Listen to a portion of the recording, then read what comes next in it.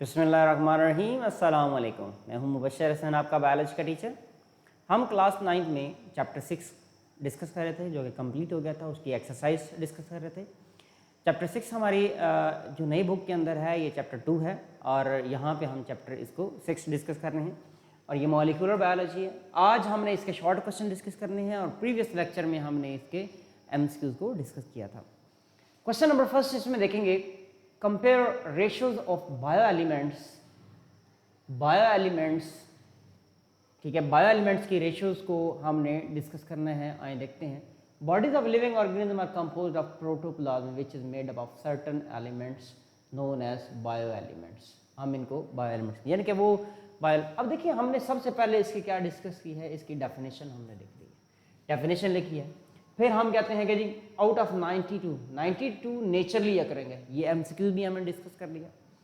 Elements of earth 16 of these are bio elements. ये bio elements आ गए। फिर हम इनको क्या करेंगे, इनको डिवाइड करेंगे मेजर और माइनर में। On the basis of their proportion in their living organism, bio elements are further classified into major and minor bio elements. Major और माइनर में हमने इसको डिवाइड कर लिया। फिर हम कहते हैं मेजर कौन से हैं। Six most common bio elements constitute about 99% of the body. आपने यहाँ पर देखा ये 99% है जी। 99% कौन से हैं, मेजर आ जाते हैं। मेजर बायो एलिमेंट्स 99% है। और मेजर में कौन है, oxygen, carbon, hydrogen, nitrogen, calcium और फॉस्फोरस। आए अब हम इनकी परसेंटेजेस भी मेंशन करते हैं। यहाँ पर हमने कहा ऑक्सीजन जो है वो 65% है, कार्बन जो है वो 18% है, हाइड्रोजन जो है वो 10% है, नाइट्रोजन 3% है, कैल्शियम 2% है और फॉस्फोरस 1% है। ये हमने सारी वैल्यूज ऑलरेडी MCQ के अंदर भी डिस्कस की और डिटेल लेक्चर्स के अंदर भी डिस्कस की हुई हैं। सेकेंड है minor bio elements. Minor bio elements, remaining 10 bio elements constitute only 1% of the bio elements, so called minor bio elements. So called minor bio elements. जो 1% बाकी हैं वो कितने थे, वो 10 बायो एलिमेंट्स थे। और ये टोटल कितने एलिमेंट्स हैं माइनर, हम कहते हैं ये 10 बायो एलिमेंट्स हैं। तो इस तरह से आपने कहा कि ये दो तरह के आपने बायो एलिमेंट्स डिस्कस कर लिए, जिसमें मेजर और माइनर थे। मेजर जो थे वो 99% थे और जो माइनर हैं वो 1% है। और फिर माइनर कौन कौन से हैं, पोटाशियम है, सल्फर है, क्लोराइड है, सोडियम है, magnesium, iron, copper, manganese, zinc and iodine. ये मुख्तलिफ मॉलिक्यूल बायो एलिमेंट्स आपने देखे हैं, ये माइनर है। माइनर में भी दो कैटेगरीज आती हैं। एक माइनर में जिनकी क्वांटिटी हम काउंट कर सकते हैं और एक जिनकी काउंट नहीं कर सकते। जिनकी काउंट कर सकते हैं उनमें पोटेशियम है, सल्फर है, क्लोरीन है, सोडियम है, मैग्नीशियम है, आयरन है, कॉपर है, मैंगनीज, उसमें यहाँ पे आयरन तक आ गया। फिर कॉपर, मैंगनीज, जिंक और आयोडीन, इनकी वैल्यूज काउंट नहीं कर सकते। फिर इनको हम ट्रेस का नाम दे रहे होते हैं। मैं यहाँ पर लिखता हूँ, ये आपके पास 3 ये और एक ये, इनको हमने क्या कह देना है, ट्रेस बायो एलिमेंट्स। ये ट्रेस आ गया। ये क्वेश्चन नंबर फर्स्ट जो है हमारा कंप्लीट होता है। दैट इज वेरी इंपॉर्टेंट, आपने इसको याद रखना है। क्वेश्चन सेकंड है, compare the energy level of carbohydrates, protein and lipids. अब इनकी हम एनर्जी के हवाले से बात कर रहे हैं। याद रखिएगा, जब भी हमारी बॉडी को एनर्जी चाहिए होती है तो सबसे एनर्जी पहले कार्बोहाइड्रेट से ली जाती है। कार्बोहाइड्रेट्स ख़त्म हो जाएं तो फिर हम एनर्जी लिपिड से लेते हैं और लास्ट पे एनर्जी किससे ली जाती है, प्रोटीन से ली जाती है। ये एक ऑर्डर है एनर्जी गेन का। प्रोटीन के हवाले से बात करें, 1 gram of protein has 4 kilo calorie energy. ये आपकी बुक की वैल्यूज में से है। लिपिड्स की बात करें, 1 gram of lipid provide 9.1 kilo calorie energy which is double as compare to carbohydrates और प्रोटीन्स। जो लिपिड्स होते हैं, लिपिड्स के पास एनर्जी है वो डबल होती है as compare to proteins and carbohydrates, क्योंकि इनके पास CH बॉन्ड बहुत ज़्यादा होते हैं। जितने CH बॉन्ड ज़्यादा होंगे इतनी एनर्जी उसमें ज़्यादा होती है। इन मॉलिक्यूल्स में CH बॉन्ड जो है ये सोर्स ऑफ एनर्जी है। फिर कार्बोहाइड्रेट्स, पहला पॉइंट इसका, फिर इसका पहला पॉइंट, फिर कार्बोहाइड्रेट्स के लिए 4 kilo calorie energy per gram is release when glucose is broken down into in the cell, यानी कि सेल के अंदर जब इसको तोड़ा जाता है, ब्रेक किया जाता है, तो इसका 1 ग्राम जो है वो कितनी एनर्जी दे रहा है, वो 4 किलो कैलोरी पर ग्राम है। अच्छा जी, फिर हम कहते हैं प्रोटीन।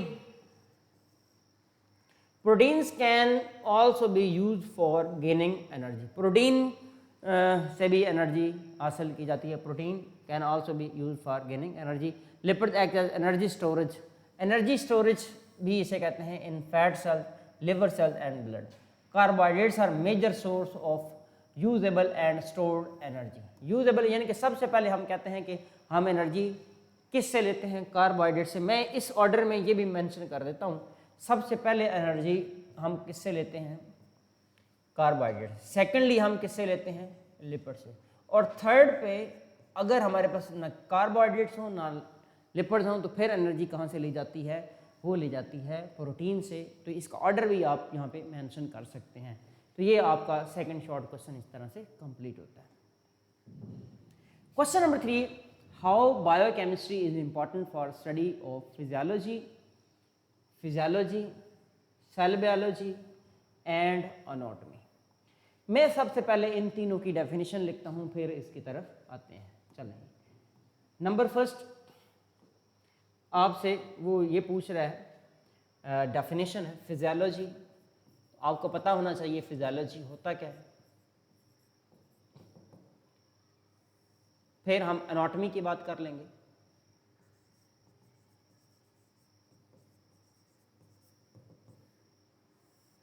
फिर हम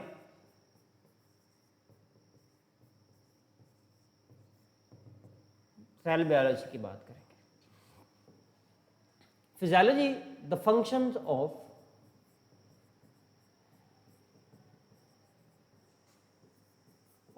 सेल। सेल के जितने भी फंक्शंस होते हैं, सेल का फंक्शन आप कह सकते हैं, आप ऑर्गन का कह सकते हैं, cell tissues, organs and organ system, इसको आप फंक्शन कहते हैं। एनाटॉमी क्या होती है, स्टडी ऑफ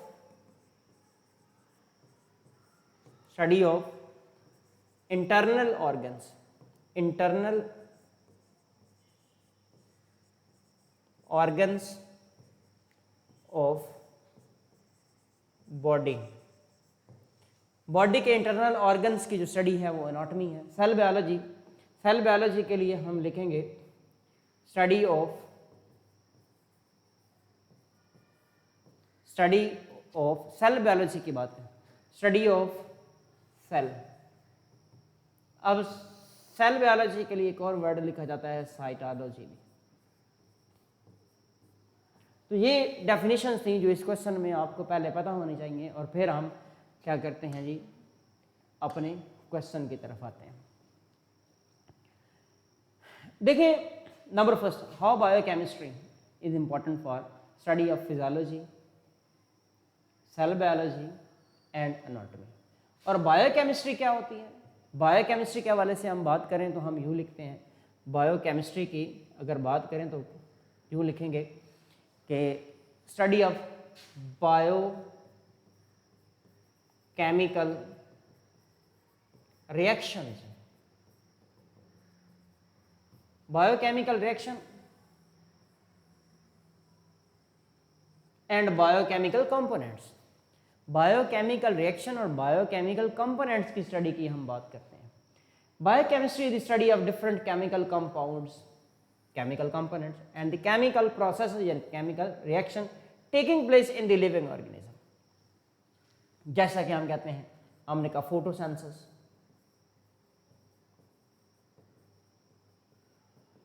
जैसा कि हम कहते हैं सेलुलर रेस्पिरेशन, सेलुलर रेस्पिरेशन, ये बड़े दो इंपॉर्टेंट फंक्शंस हैं जो आपको पता है। अब हम चलते हैं इसकी इंपॉर्टेंस देखते हैं बायोकेमिस्ट्री की। Is related to biology and chemistry, therefore biochemistry solve the problems faced by living organism by using the knowledge and techniques of chemistry. Similarly, knowledge of biochemistry is essential to the study of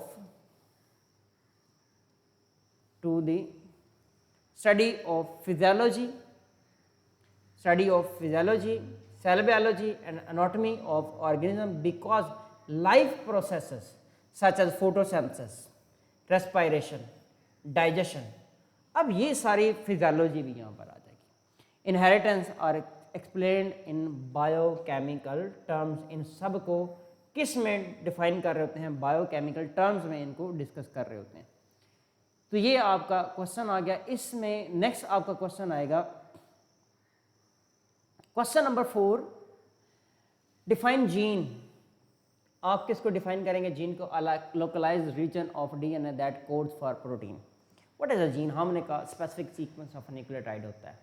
specific sequence of nucleotide होता है, इसके पास specific information होती है, किसके लिए? Specific character के लिए। तो ये एक जीन है, ये पीस ऑफ डीएनए होता है, स्मॉल बिट ऑफ डीएनए होता है, स्पेसिफिक सीक्वेंस ऑफ डीएनए होता है। किस पर होता है? क्रोमोसोम पर होता है। जिस जगह पर होता है उसको लोकस कहते हैं। Small piece of huge DNA molecule in the chromosome is called gene. ये स्मॉल पीस होता है। ये बड़ा जो डीएनए उसके पास स्मॉल पीस होता है, इसको जीन कहते हैं। Genes actually store and control the hereditary information. Each chromosome is made up of large number of genes, यानी कि एक जीन जो है उसके पास उसका पार्टनर भी होता है, अलील उसे कहते हैं, जो दूसरे क्रोमोसोम पर होता है, होमोलोगस क्रोमोसोम पर। जीन जिस जगह पर होता है उसे हम लोकस कहते हैं। ये मुख्तलिफ बातें हमने इसके हवाले से कर ली। इसके बाद है name structural energy producing nature of carbohydrates. आएंगे इंपॉर्टेंट क्वेश्चन है। Extra glucose in plant is stored as starch. अब प्लांट्स के अंदर जो एक्स्ट्रा ग्लूकोज होता है उसको स्टार्च में बदल देते हैं।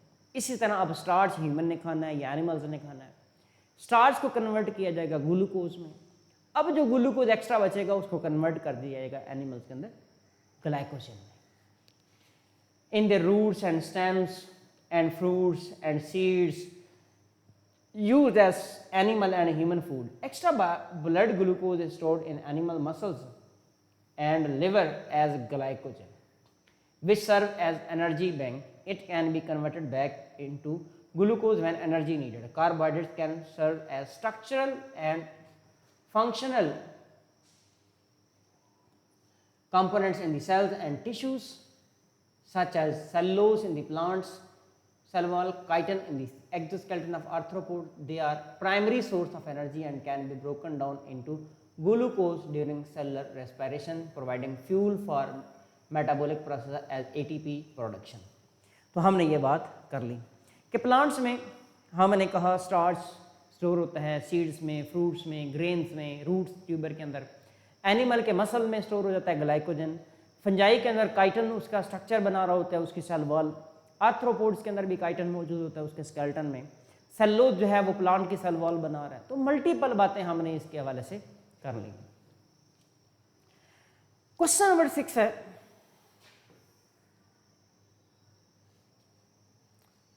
What are the different plant sources of protein? Plant seeds are most common source of protein like beans, lentils, peas and nuts. ये 4 सोर्सेज यहाँ पे बताएंगे। ये बड़ा एक इम्पॉर्टेंट क्वेश्चन है, इनमें से MCQ आ जाते हैं ज़्यादातर।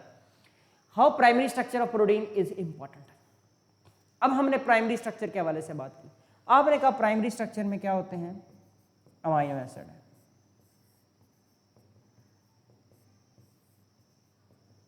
Amino acid.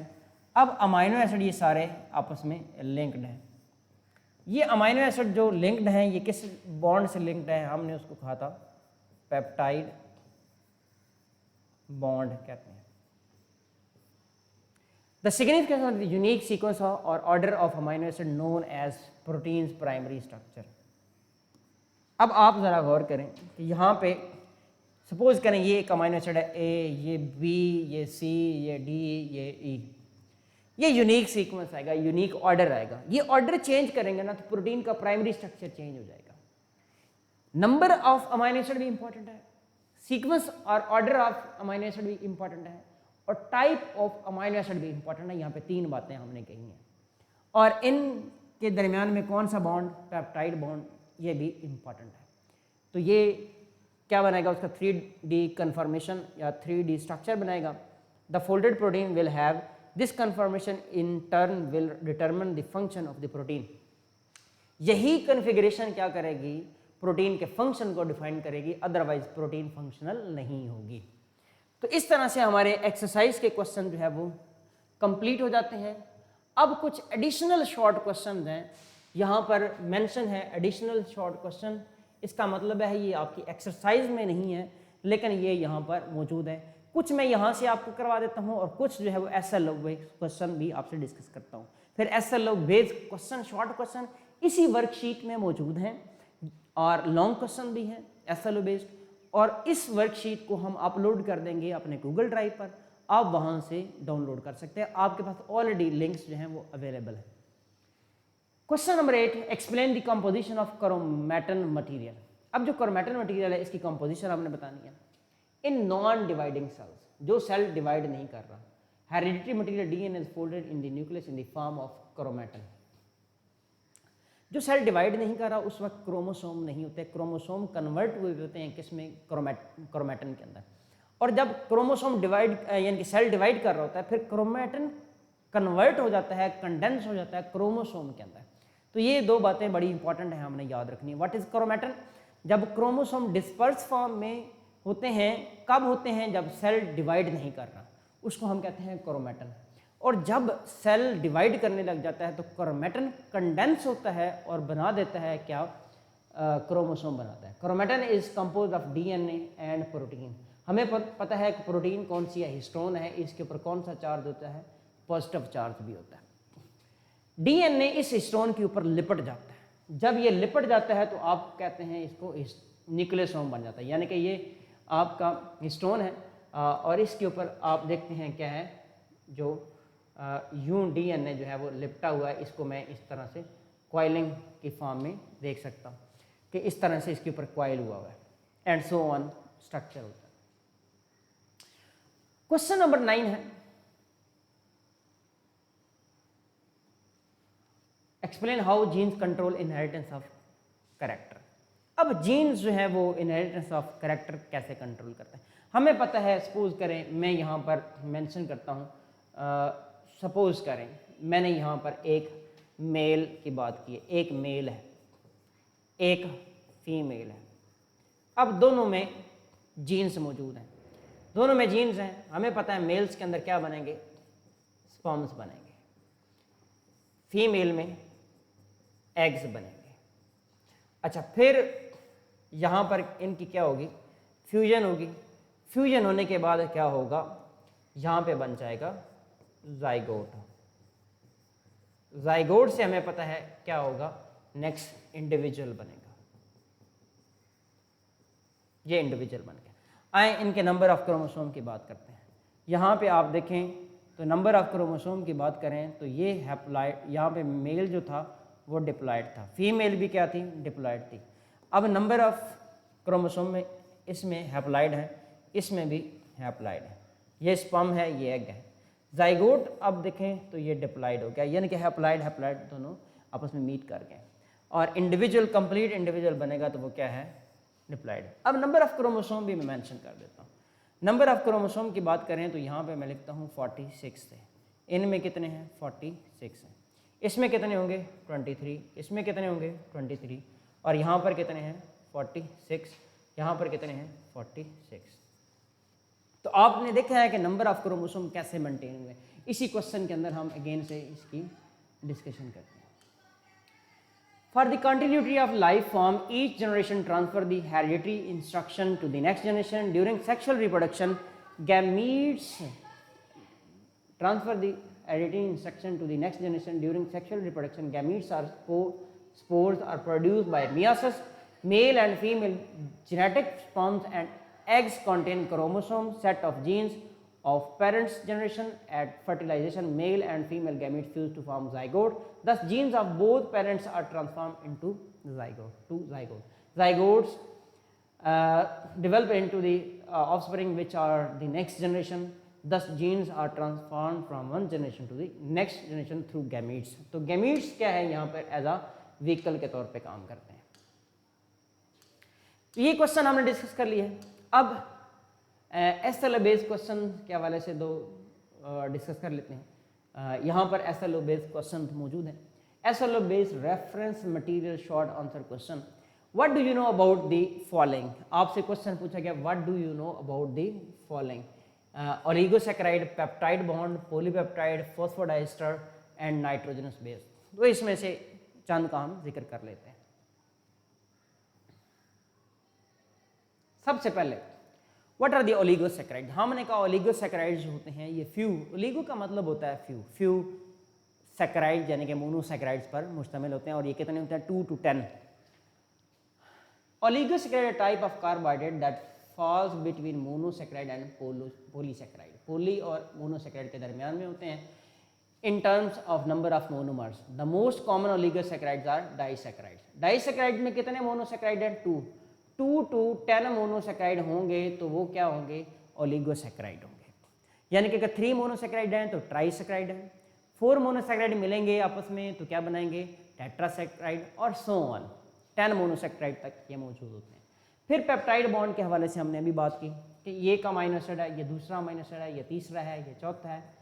ये आपस में अमीनो एसिड कैसे लिंक्ड हो रहे हैं. ये पेप्टाइड बॉन्ड से लिंक्ड हो रहे हैं. ये peptide bond, the peptide bond is a bond that is formed between 2 amino acids. Amino acids को लिंक करता है. इसको आप पेप्टाइड बॉन्ड कह रहे हैं. आप देख रहे हैं ये पेप्टाइड बनते जा रहे हैं, बनते जा रहे हैं, बनते जा रहे हैं. तो इसको हम क्या बोल देंगे ये पॉलीपेप्टाइड बन जाएंगे. Amino acid, when amino acid link together they form peptide bond. This bond is created through dehydration synthesis reaction where a water molecule is removed. Chain of amino acid linked by peptide bond are termed as polypeptide. अब ये chain बन गई है amino acid की जिसमें multiple amino acid जुड़े हैं तो क्या बन गया है पॉलीपेप्टाइड बन गया. फिर एक है फॉस्फोडाइस्टर बॉन्ड, वेरी इंपॉर्टेंट. आपने कहा डीएनए के अंदर एडिनिन है, गुआनिन है, साइटोसिन है, थाइमीन है, फिर एडिनिन है, गुआनिन है, साइटोसिन है, थाइमीन है. अब जहरी सी बात है इनके दरमियान में एक लिंकेज तो मौजूद है. इन न्यूक्लियोटाइड्स के दरमियान में जो लिंक मौजूद है इस लिंक को क्या बोलते हैं phosphodiester bond. The linkage between 2 nucleotides, successive nucleotide of same chain of DNA, इसको आप क्या बोल रहे हैं ये फॉस्फोडाइस्टर बॉन्ड. आए देखते हैं the covalent bond between the 2 nucleotides. ये कोवलेंट बॉन्ड होता है 2 न्यूक्लियोटाइड के दरमियान में होता है. इसको क्या बोलते हैं फॉस्फोडाइस्टर बॉन्ड. इसे कहते हैं COPOC बॉन्ड. मैं लिखता हूँ COPOC बॉन्ड. ये एक शुगर का होता है, फिर फॉस्फेट ग्रुप होता है, फिर ये नेक्स्ट शुगर होती है. तो इसको हम कहते हैं COPOC बॉन्ड. यानी कि यहाँ पर अगर आप एक के अंदर शो करना चाहते हैं, मैं यहाँ पर लिखता हूँ सपोज करें ये थाइमीन है, ठीक है. एक आपके पास न्यूक्लियोटाइड है. इस न्यूक्लियोटाइड में आप देखें यहाँ पर होगी कार्बन, कार्बन से नेक्स्ट होगी ऑक्सीजन, नेक्स्ट होगा फॉस्फोरस, नेक्स्ट होगी फिर ऑक्सीजन, फिर नेक्स्ट होगी ये आप देखें तो ये नेक्स्ट न्यूक्लियोटाइड है जैसे कि एडिनिन है, एडिनिन की नेक्स्ट यहाँ पर क्या हो जाएगी कार्बन. ये एक थाइमीन, आपने देखा कि एक थाइमीन को एक एडिनिन से लिंक करने के लिए जो बॉन्ड है वो कौन सा है फॉस्फोडाइस्टर बॉन्ड है. There are bases in DNA, adenine, thymine, cytosine and guanine. Nucleotide in the DNA joined together by covalent bond that is known as phosphodiester bond. और यहाँ पे ये फॉस्फेट ग्रुप जो है इसको आपस में ज्वाइन कर रहा होता है. तो यहाँ पर इसको ये भी हमारे पास क्या था एक एसएलओ बेस्ड क्वेश्चन था जिसको हमने डिस्कस कर लिया.